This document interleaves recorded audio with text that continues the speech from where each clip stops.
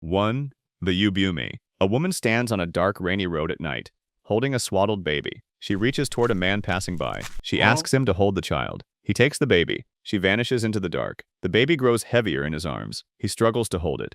His knees bend under the weight. He looks down. The bundle is a boulder. The Ubume is the ghost of a woman who died in childbirth. She appears from the waist up, naked, covered in blood from the waist down. She wanders dark roads on rainy nights, always carrying a bundle. In some stories, she walks into a shop at night and places dead leaves on the counter. She points at candy and clothing behind the glass. The shopkeeper hands her the items. In the morning, the shopkeeper finds dead leaves where the coins should have been. But the candy and clothing are gone, delivered to a real child hidden somewhere nearby. The Ubume cannot move on because her love for her child is too strong to release. Japanese burial tradition required placing a newborn in the arms of a mother who died in childbirth. Without that ritual, her spirit returns. She was also the direct inspiration for the Momo sculpture, the face that spread across the internet in 2018. If she hands you the baby, hold it.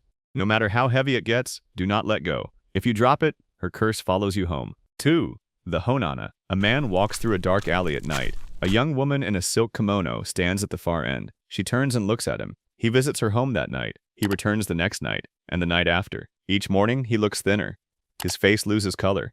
His neighbor watches through a window one evening. The neighbor sees the man sitting at a table, laughing, speaking warmly. Across the table sits a rotting skeleton in a silk kimono. The Hone-Onna is a skeleton that appears as a beautiful woman to the man who loves her. Anyone who is not in love with her sees her true form, bone and decay. Her story first appeared in 1666, in a tale called Botan Doro, the Lantern of the Peony. She returns from the grave because her love was unfinished at death. Every night she spends beside her lover. She absorbs something from him, his warmth, his color, his years. She does not know she is doing it. She does not intend to kill him. She is simply in love, and love is all she has left. By the time the man understands what is happening, there is nothing left to save. 3.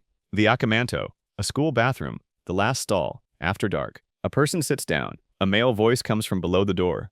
Calm and quiet. It asks, red paper or blue paper? If they say red, hands reach through the gap and tear the skin from their skull.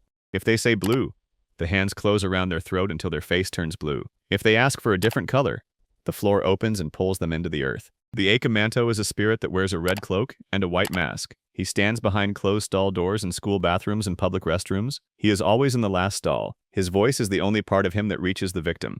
In the origin story, Aka Manto was once a man considered so beautiful that women across the city fell in love with him on sight. He wore a mask to hide his face from the attention. He died still wearing it. Now he hides in stalls and asks a question no one can answer safely. There is one way to survive.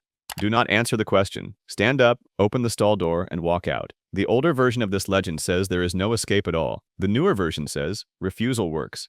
No one has confirmed which version is accurate. 4. The Teke Teke. A train platform. After school, a group of students gathered near the edge. One student has a cicada placed on her shoulder as a prank. She is terrified of insects. She stumbles backward off the platform. The train arrives. Her upper body crawls across the ground on 2 elbows. Her severed spine drags behind her. She moves at the speed of a running person. She carries a scythe in one hand. The sound of her elbows and spine on the asphalt gives her her name. Teke, Teke, Teke. She haunts train stations at night, moving through empty platforms and dark underpasses. In a second version of this legend, her name is Kashima Reiko. She died the same way, cut in half on the train tracks. She haunts bathroom stalls instead of platforms. She appears in the stall and asks one question. Where are my legs? The correct answer is, on the Meishin railway line. If she asks who told you, the answer is, Mask Death Demon. A wrong answer means she tears off the legs of the person in the stall. There is no confirmed method to stop the original Teke Teke. She is faster than a running person. She does not stop. 5. The Jorogumo. A large golden orb weaver spider rests in a web near a waterfall. 400 years pass. The spider steps out of the web. A young woman stands where the spider was. The Jorogumo is a spider that gains supernatural power after living 400 years. Her name means binding bride, or in older translation, entangling whore. Both meanings are intentional. She lives near waterfalls, in forests, and in abandoned buildings across Japan, except the northern island of Hokkaido. A man rests near the Joran Falls in the Izu Peninsula. A beautiful woman appears at the water's edge. He visits her the next day, and the day after. One morning, he does not return to his village. Monks investigate the waterfall weeks later. They find his bones suspended in an enormous spider web near the base of the falls. The Jorogumo has 3 stages of hunting. First, she takes the form of a beautiful woman and draws the man close. Second, she releases hundreds of her children, small spiders, that crawl toward the victim's body. Third, when the victim cannot move, she drops the human form. The oldest written records of the Jorogumo appear in 17th century Edo period texts. The spider species that inspired her, the Nepheloclavata golden orb weaver, still lives throughout Japan today. The Joran Falls still exist. People visit them in daylight. They do not stay after dark. 6.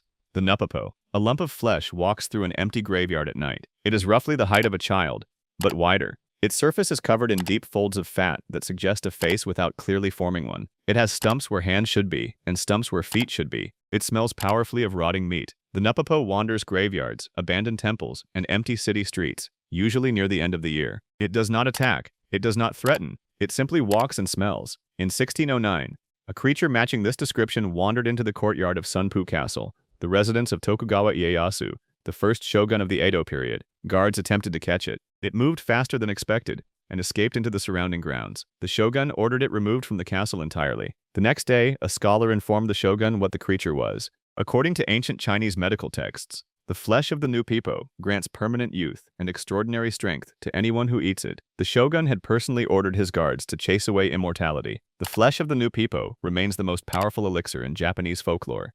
No one has ever eaten it, because no one can stand close enough to it long enough to try. 7. The Kasha. A funeral procession moves through a village road. The sky is clear. Then dark clouds form directly overhead. Wind picks up. Thunder cracks across the sky. A large bipedal cat descends from the storm clouds, wrapped in hellfire. It moves toward the casket. The Kasha is a demon cat that arrives at funerals to steal the corpses of people who lived sinful lives. Its name means fire cart, a reference to the burning chariot that Buddhist cosmology sends from hell to collect the damned. Over centuries, that chariot merged with an older Japanese belief. Never allow a cat near a dead body, because a cat can reanimate a corpse. The result is the Kasha, a bipedal cat demon that descends from thunderstorms during burial rites. It takes the stolen body to hell, where it either punishes the soul or uses the corpse as a puppet. In Yamagata Prefecture, priests began holding 2 separate funeral ceremonies. The first ceremony uses a casket filled with rocks. The Kasha arrives, takes the rocks, and leaves. The second ceremony, held immediately after, buries the real body. In Ehime Prefecture, a razor blade is placed on top of the coffin. Cat spirits fear cold iron. In Miyazaki Prefecture, priests chant during the procession, "Do not let the Kasha eat this body." In 1749, a written account records a man cutting off the paw of a Kasha during an attack on a casket. The next morning, a severed cat paw lay on the ground beside the burial site. The body remained untouched. The Kasha can be driven away, but the thunder must be heard before it arrives. 8. The Gashadokuro. A battlefield after the fighting has ended. Hundreds of bodies lie across the field. No one comes to bury them. The flesh decays. The bones remain. The bones begin to move toward each other. They stack. They fuse. They rise. The Gashadokuro is a giant skeleton formed from the bones and accumulated rage of hundreds of people who died unburied. It stands 15 times the height of a person. Its joints rattle with a sound described as gachi gachi, the clatter of enormous bones grinding together. Its eyes glow yellow or green in the dark. It can turn invisible. It walks through fields and roads after 2 in the morning. When it finds a person, it reaches down, picks them up, and bites off their head. The first known summoning of a creature like the Gokuro goes back to the year 940. A samurai named Taira no Masakado rebelled against the central government of Japan. He was defeated and killed. His daughter, a sorceress named Takayasha Hime, gathered the bones of soldiers killed in the battle. She used black magic to fuse them into a single giant skeleton. She sent it toward the city of Kyoto. Shinto charms can slow the Gashadokuro. They cannot stop it. The only protection is to not be outside alone after 2 in the morning. The gachi gachi sound of its bones carries far. If you hear it, you are already too close.